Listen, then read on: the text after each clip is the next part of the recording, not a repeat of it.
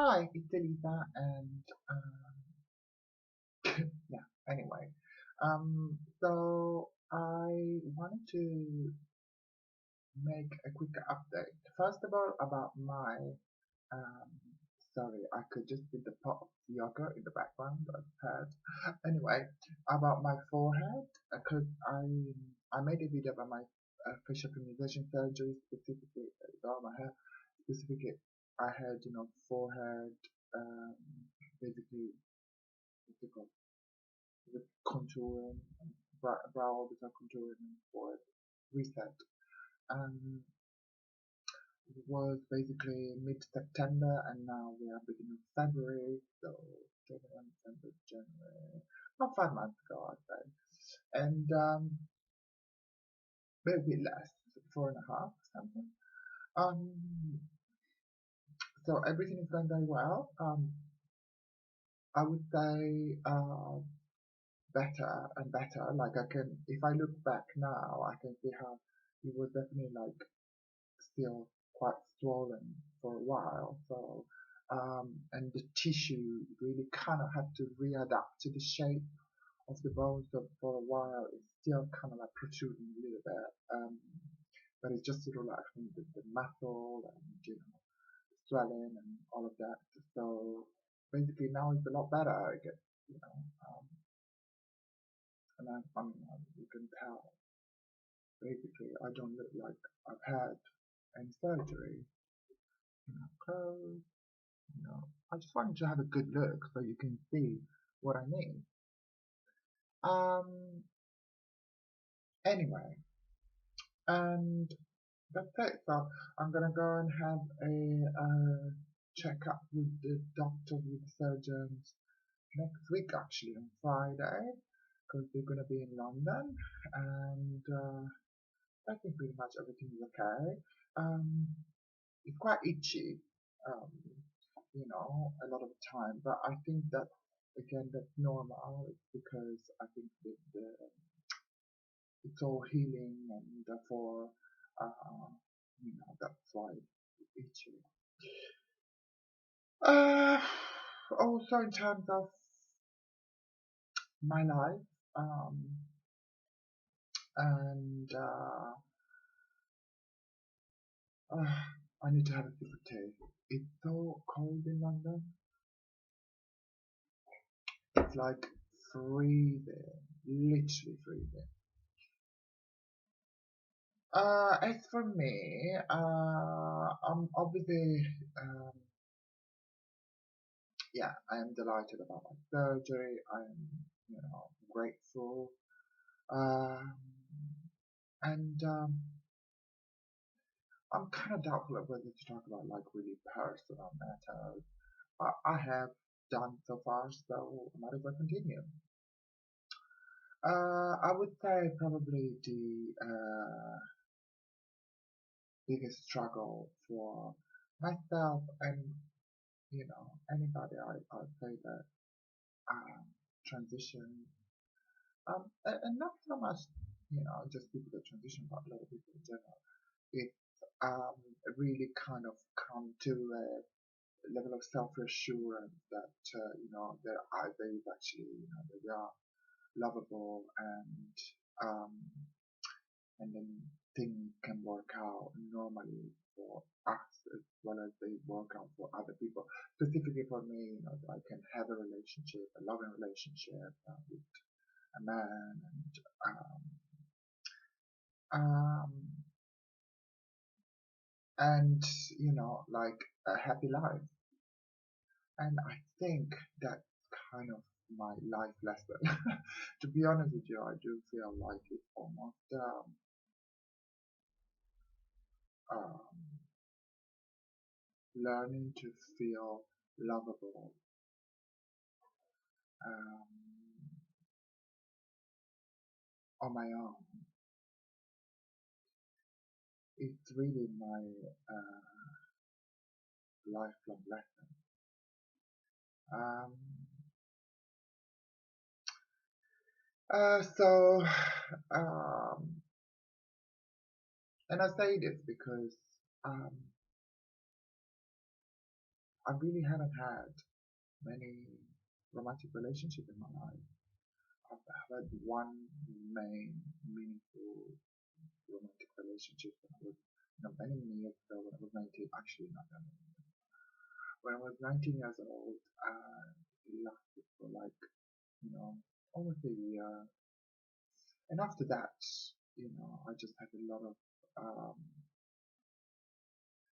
encounters, you know, brief relationship that would last, maybe a few months.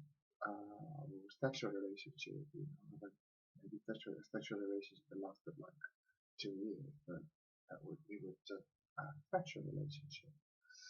Um, and lot of those. And I think mostly not coming from a place of, having fun, but mostly coming from a place of not doubting really the fact that I could be wanted as a partner, and that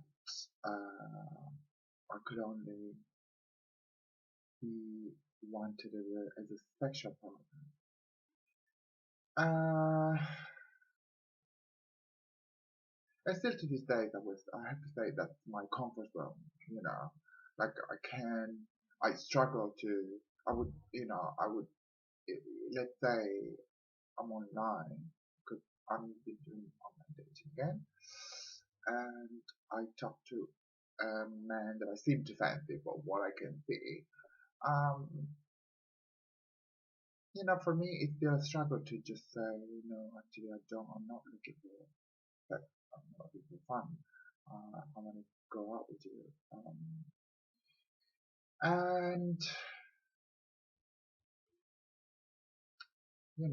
that's my struggle. That's what, the place where I become powerless. It's difficult to help myself. And that comes from a very deep, kind of, very deep rooted low self-esteem. Um, really deep down. And it took me years and years to get that though. It's kind of, those things are not, um, it's not so straightforward. Having low self-esteem and a low sense of self is not as kind of like, how can I say, it doesn't mean that you're like particularly shy, or you don't speak up in certain situations. Um, you might be the most outgoing person in the room. You might be the most attractive person in the room, or the most, I don't know, the funniest person in the room, in the class or whatever environment, the most intelligent, isn't the one that, especially when it comes to like college or school environment, the one that always had good marks. That was one of my things, for instance. I always had kind of like I was successful at school. And,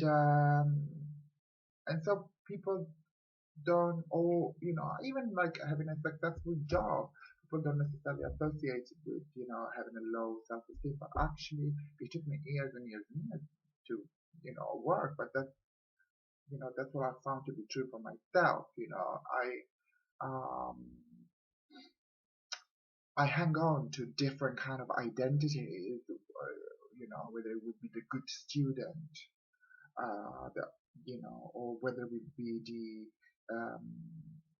in certain scenario when it was possible, the, let's say, a sexual person, or the, yes, just to hang on to these different kind of identities, just because I lacked a core sense of love for myself, as I was, just, uh, without, stripped down of everything, just me. Um,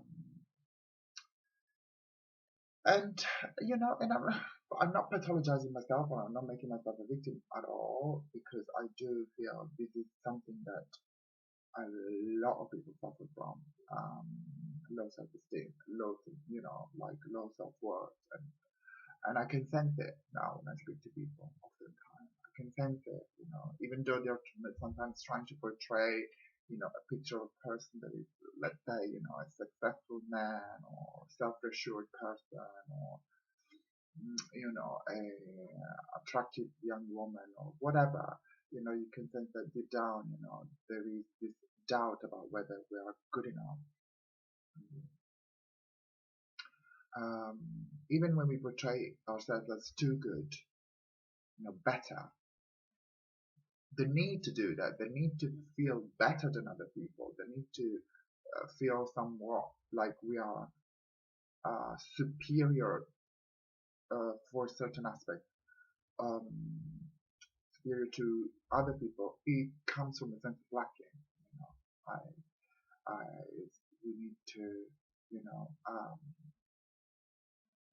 have one up because we feel one down. And normally those things go hand to hand, go hand in hand if you notice, because you might feel, like you're superior to certain people because maybe, you're you think you are more attractive than that one person, or you think you're more intelligent than that person, or you have more money than that one person, or you have a better body, or whatever it is, or I have no, all those things, better social position, um, but then you feel what, you definitely look at other people and you feel like you don't have what they have, you can't have, maybe you feel like you can't have the partner that you want, uh, the um, the body that you want, uh, the material things that you want, um, and all that makes you desperate, desperate, and that's pretty much what low self-esteem means, and I think um,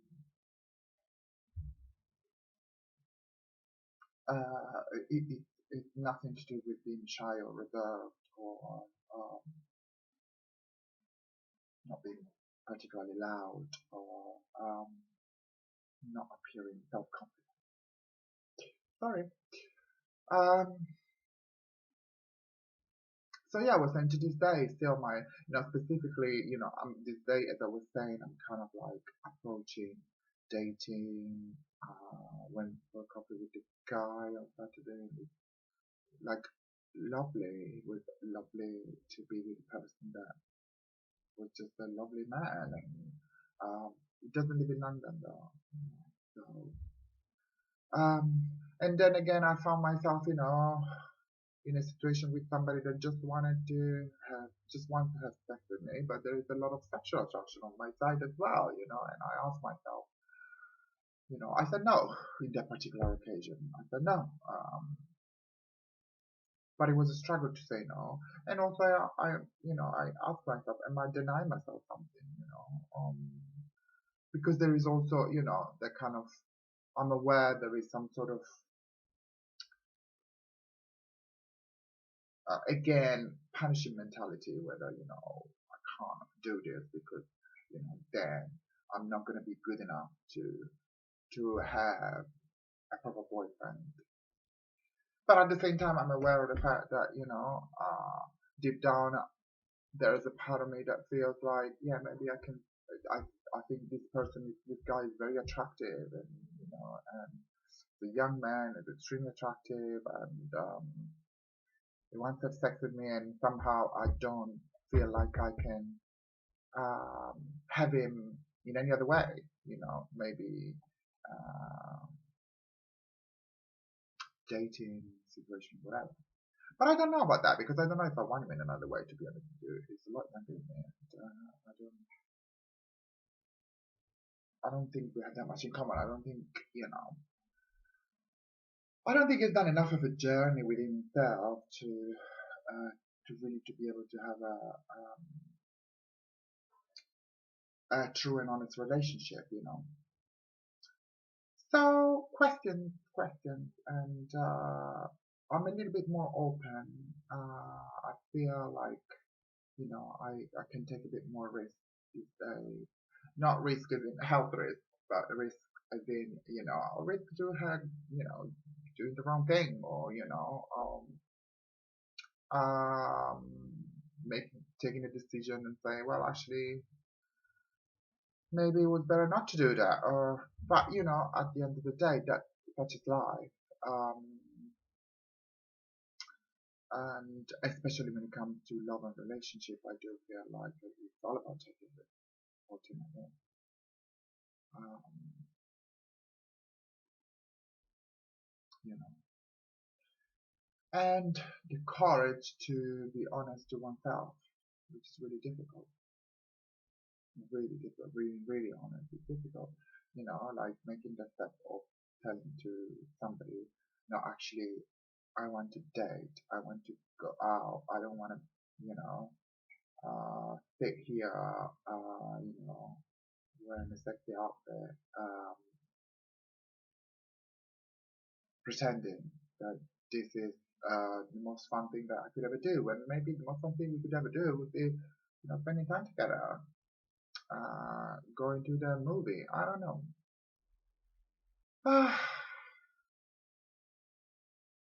But these are all questions. I am not making any kind of particularly bold statement about what is right and what is wrong, because as I said, I do, you know, it just depends on where it comes from, what place it comes from. Does it come from a place of low self-esteem? Does it come from a place of courage and just, being okay with whatever I do? And, just because it's what I do, what I want to do, and having the self-assurance to say it's okay because I want it, and, I'm okay with um, whatever it is that I want. All right, so I'm glad I made it to give you a quick update. I hope you'll be able to hear me because, as I said, this is with the computer camera, so I don't know if it's as effective as the other one, but you look better. So, okay, thank you. Bye bye.